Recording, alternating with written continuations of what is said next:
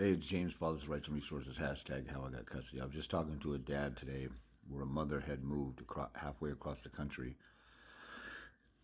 to move in with her mother. So the mother is moving in with the maternal grandmother, all in order to get a support network. So this is going to be about long distance and the support network. So here's my argument. If a mother moves away to go be around her support network, she's admitting to be an unfit parent and she can't handle the child by herself. There's millions of single moms out there doing it by themselves. How come you're incapable of doing it? Number two, if you need a support network, why are you not making the father the support network? Why aren't you co-parenting with him? You found him to be a great candidate to create a child with. This is what Kevin Samuels and all those other guys are saying. How come you have a kid with somebody? As a woman, the greatest honor you can bestow upon a man is giving him a child. After also first giving him access to your secret, precious garden, right? And then you turn around and say he's incapable of co-parenting with me, and you take off with the child. This is why women are psychotic control freaks, and they think that they own children. It's the curse of Eve. Go back, if any of you know your Bibles, go back and see. Adam was cursed with tilling the ground. The woman was cursed. Now, whether you believe this or not, the fact that this archaic book actually predicts what's going on with modern women is astounding. Because I didn't even notice it myself when I was first reading the Bible in the 90s. I've learned so much about psychology and women in general, and just people in general, by being a part of the family court system since 2001. But the curse of Eve is to have, the fall. God grew the food for Adam. Now he has to till the ground, and by the sweat of his brow he can eat. Women have labor pains in birth. They didn't have it before the fall of man. But also it says, and your desire will be to your husband or to rule over him, but he will rule over you. It's always going to be a man-dominated world to a point, but women always want to rule over the man. They always want to control. That video I just did on those stupid idiots on tonight's conversation, a couple of just regular people sitting up there thinking they're relationship experts and telling they have some good advice on there, but when it comes to this single mom thing, they always defer to no single mother would ever pick welfare over the man. Then why the hell are there 20 million single mothers out there without a man in the home? Freaking lying, subhuman pieces of shit. I hate when people just get up on a platform and just lie and just talk out. They're just talking out the side of their neck. They don't know anything, and so when they get into an area they don't know anything about, they're like, "Well, there's no way a woman would do that." Presumptuous, airheaded, ignorant, stupid jackasses up there talking, and they got a huge platform. They got millions of followers, and they're making definitive statements and definitive conclusions based off of a guess that they don't know about. And then I get on there, and I've seen 25,000 cases, and I've only seen I can count about 5 men who didn't want to be involved in their kids' lives out of 25,000. And I point that out, and some airheaded, really ugly chick is saying, "Who hurt you?" Like, what woman said no to you? I don't have a problem with that. But even if I did, what does that got to do with anything? And why is it always the ugly women who tell somebody, "Oh, who hurt you?" You're projecting your own wounds on me. In any case, let's go back to... Now, I'm not discounting the fact that I know a case where a dad moved away from a mom. Actually, a couple of cases. And there are narcissistic men who are tormenting the women. So I'm not discounting that. But the vast majority of cases I've dealt with have to do with women and the women's ability and power to do this, especially in the 90s to the 2010s.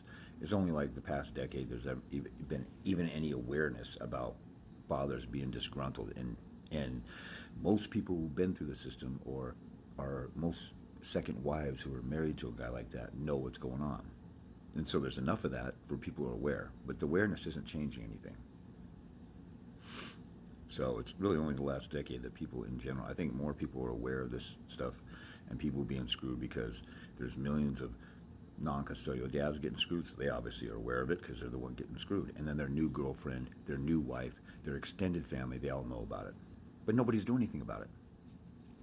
Because the leaders in the father's rights movement, that Carlos dude from Dad Talk Today, the 50-50 dads guy, all these people with huge platforms aren't doing shit but sit there whining and crying and pissing and moaning like a bunch of little bitches.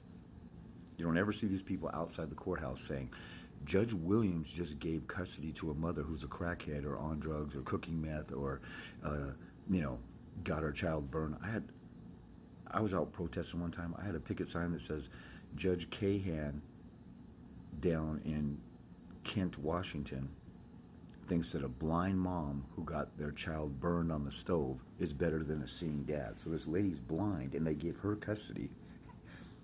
And she's blind, and she can't see what her 3-year-old is doing half the time. They gave her custody. Anyway, I'm getting off on a tangent. See, I could do a week-long seminar for 12 hours and not even have a script and just have topics, or have somebody raise their hand, hey, talk about this. I could talk for 12 hours nonstop about any topic. So that's why I go off on these tangents, and that's why the followers of mine who complain, get to the point, we had to wait 10 minutes to get that golden jewel of a nugget of an answer that I can use to help me get my kids. You punk ass bitch, you're mad because you got to wait 9 minutes. Go pay an attorney $400 to sit down for an hour and them tell you nothing. Dumbass, lying hypocrite.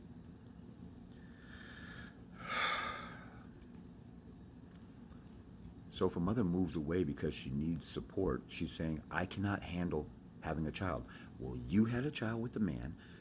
The most important support network that child could possibly have is the biological parents. And you are breaking that up, and you're destroying that, and you're separating from that, and you're running away from that. So, most states have a factor in the law, and if you're not looking up the factors, you're an idiot, because I tell you guys to look it up.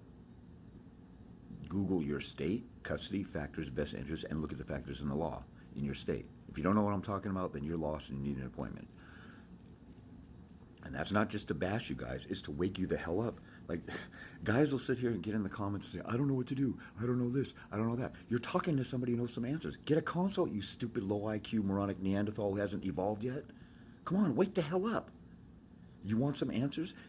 Talk to somebody who has some answers. Don't just make a comment in the comments, oh, woe is me. I can't believe that. I guess it's the product of the public education system that people are that stupid where they go to a page where there's help for them and they complain that they can't find any help anywhere else in the world, and they're on a page that can help them. You see why I get frustrated with people, you guys? And then, I have a day where I had a few appointments today, and every single person wanted to drag out the time, way above and beyond the time. And then I had to argue with the guy that we're getting into the free time, and then he wants to argue with me about, how he was wasting time talking about nothing for most of the conversation. He didn't want to let me jump in and focus the conversation back to the important stuff. And then when time was up, he's mad about it.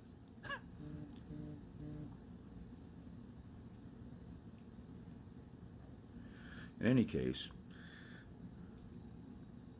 one of the factors in many states for determining custody, best interest of child, which parent is willing to facilitate a relationship with the other parent. Well, they flunk that, but they also flunk which parent is willing to co-parent, work with the other parent, and that type of stuff. She can't. She gave up on even attempting to even do co-parenting 101 because she destroyed the opportunity for that. The court should not reward the person who destroys the other parent's relationship, alienates the other parent, creates a big divide between them, and then also totally refuses to allow a scenario where they can possibly co-parent. That person is a destroyer. They are destructive. They are destroying the parent-child relationship. They're destroying the family unit. They're destroying the possibility of co-parenting. They're destroying the possibility of maintaining frequent and ongoing contact, which California Family Code 3020B says. Texas Family Code 153.001. How come I know this stuff and you're paying an attorney tens of thousands of dollars and they never even told you that that's a factor in the law and they should be arguing that in the law? And I'm sitting here telling it to you for free, and then you're pissed that I want to ask for a few $20 bills to tell you precise, detailed information about your case and some things that can work and help you. You just got free game right here, and you got 400 free videos on YouTube breaking stuff down, and you're sitting there complaining about wanting a few $20 bills for me to take out time of my life to share valuable information that I obtained through blood, sweat, and tears, and going through way more than what you've gone through. So anyway, parent who moves away creates a divide, and needs to go somewhere else to get their network or their support. They're admitting